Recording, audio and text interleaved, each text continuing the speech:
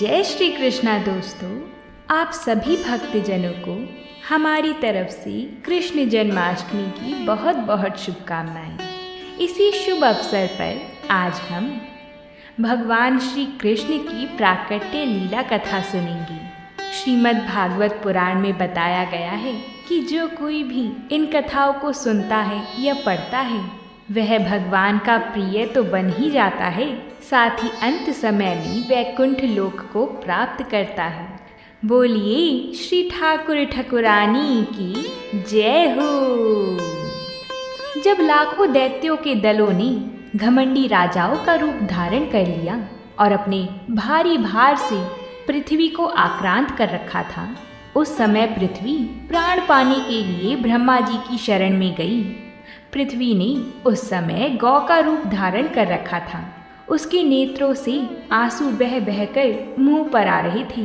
ब्रह्मा जी ने बड़ी सहानुभूति के साथ उसकी दुख गाथा सुनी।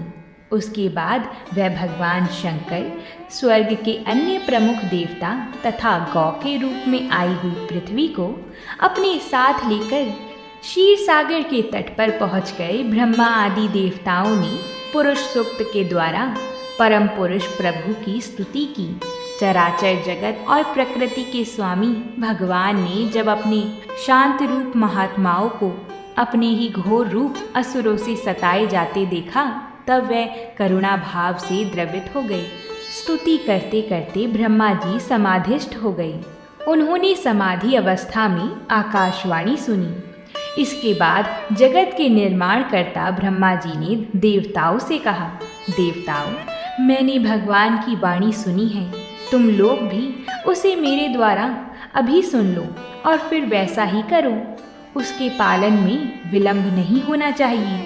भगवान को पृथ्वी के कष्ट पहले से ही पता है। वह ईश्वरों के भी ईश्वर हैं। अंततः अपनी काल शक्ति के द्वारा पृथ्वी का भार हरण करते हुए वह जब तक पृथ्वी पर लीला करें, तब तक तुम लोग भी अपने अपने अंशों के साथ यदुकुल में जन्म लेकर उनकी लीलाओं में सहयोग दो। फिर गोपियाँ तथा उनकी प्रियतमा श्री महारानी श्री राधा रानी जी ने भी अपना प्राकट्य पृथ्वी पर किया। फिर भगवान ने अपनी योग माया शक्ति को बुलाया और भगवान शेष अर्थात बलराम जी का जन्म हुआ। यह ध्यान रही कि भगवान के सभी कार्य योग माया से ही होते हैं। योग माया की वजह से ही हमको श्री कृष्ण माया के अधीन कोई बालक नजर आता है, परंतु वास्तविकता कुछ और ही है। भगवान भक्तों को अभय करने वाले हैं। वे सर्वत्र हैं, सब रूपों में हैं। उन्हें कहीं आना जाना नहीं है। इसलिए वह वासुदेव जी के मन में अपनी समस्त कलाओं के साथ प्रकट हो गई। उनमें विद्यमान रहने पर भी अपने को अव्यक्त से व्यक्त कर दिया। भगवान के उस ज्योतिर्मय अंश को वासुदेव जी के द्वारा देवी देवकी ने ग्रहण किया। देवी देवकी ने विशुद्ध मन से सर्वात्मा एवं आत्मस्वरूप भगवान को धारण किया। जब भगवान वासुदेव जी के मन में गई, उसके बाद देवी देवकी के मन में गई। फिर वहाँ से भगवान ने वही अनुभव मैया देवकी को होने लगी जैसे किसी गर्भधारण स्त्री को होने लगती है।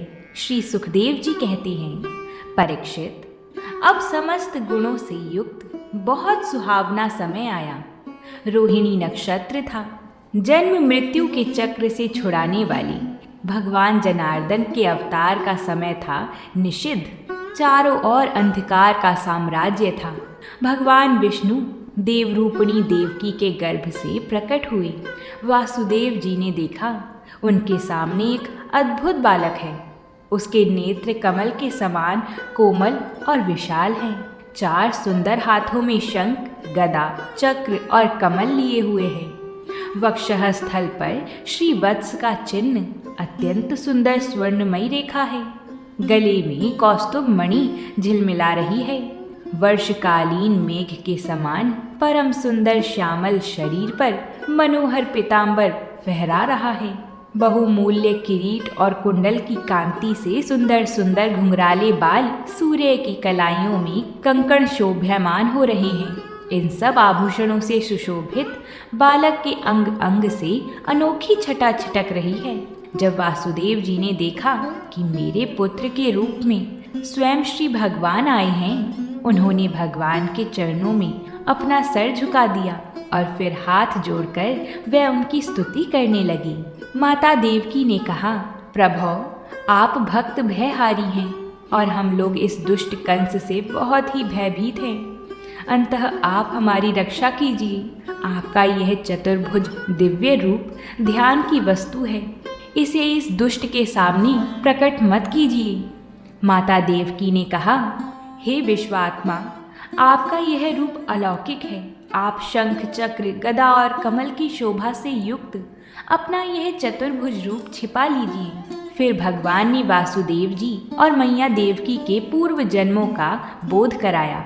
भगवान ने कहा, मैंने तुम्हें अपना यह रूप इसलिए दिखला दिया है कि तुम्हें मेरे पूर्व अवतारों का स्मरण हो जाए। यदि मैं ऐसा नहीं करता तो केवल मनुष्य शरीर से मेरे अवतार की पहचान नहीं हो पाती। तुम दोनों मेरे प्रति पुत्र भाव तथा निरंतर ब्रह्म भाव रखना। इस प्रकार वात्सल्य, स्नेह और चिंतन के द्वारा तुम्हें मेरे परम पद की प्राप्ति होगी।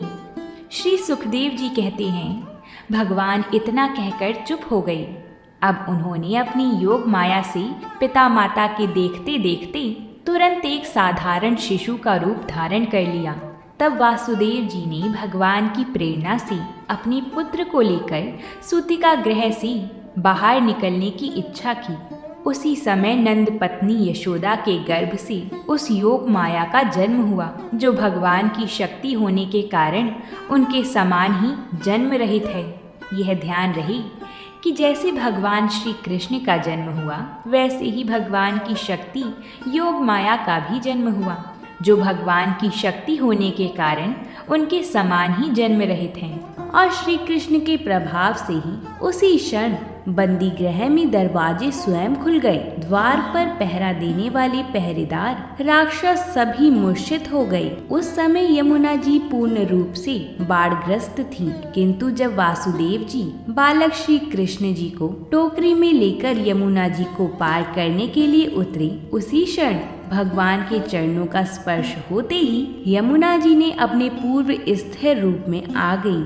किसी प्रकार वासुदेव जी गोकुल पहुँचे और नंद के घर में प्रवेश कर उन्होंने अपने पुत्र को तत्काल उन्हें दे दिया और उनके बदले में उनकी कन्या ले ली। वह तभी वहां से वापस आकर कंस के बंदी गृह में पहुंच गए। प्रातः काल जब सभी राक्षस पहरेदार निद्रा से जागे तो कंस ने द्वारपालों से पूछा कि अब देवकी के गर्भ से क्या हुआ है, इस बात का पता लगाकर मुझे बताओ। द्वारपालों ने महाराज की आज्ञा को मानते हुए कारागार में जाकर देखा तो वहां देवकी की गोद में एक कन्या थी, जिसे देखकर द्वारपालों ने कंस को सूचित किया, किंतु कंस को तो उस कन्या से भी भय होने लगा था। अंतः वह स्वयं कारागार में गया और उसने देवकी की गोद से कन्या को झपट लिया और उसे एक पत्थर की चट्टान पर पटक दिया, किंतु वह कन्या भगवान विष्णु की माया से आकाश की ओर चली गई। उसने कहा कि हे दुष्ट, तुझे मारने वाला जन्म ले चुका है और उसी से तेरी मृत्यु सुनिश्चित है।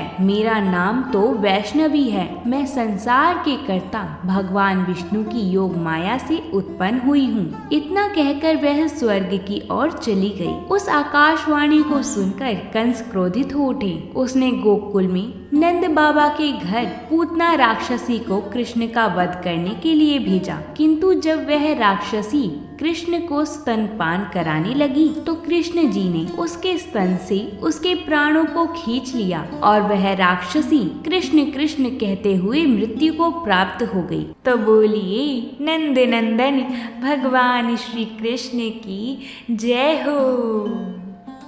एक बार फिर से आप सभी को कृष्ण जन्माष्टमी की बहुत बहुत शुभकामनाएं। हम आशा करते हैं कि सभी पर ठाकुर जी बहुत कृपा करें, श्री लाडली जी महाराज सब पर कृपा करें और सभी के घर में खूब आनंद रहे। अगर आप सभी को कथा पसंद आई हो तो वीडियो को लाइक करें, चैनल को सब्सक्राइब करें और खूब धूमधाम से ठाकुर जी का जन्मोत्सव मनाइएगा। आप सभी को राधे राधे।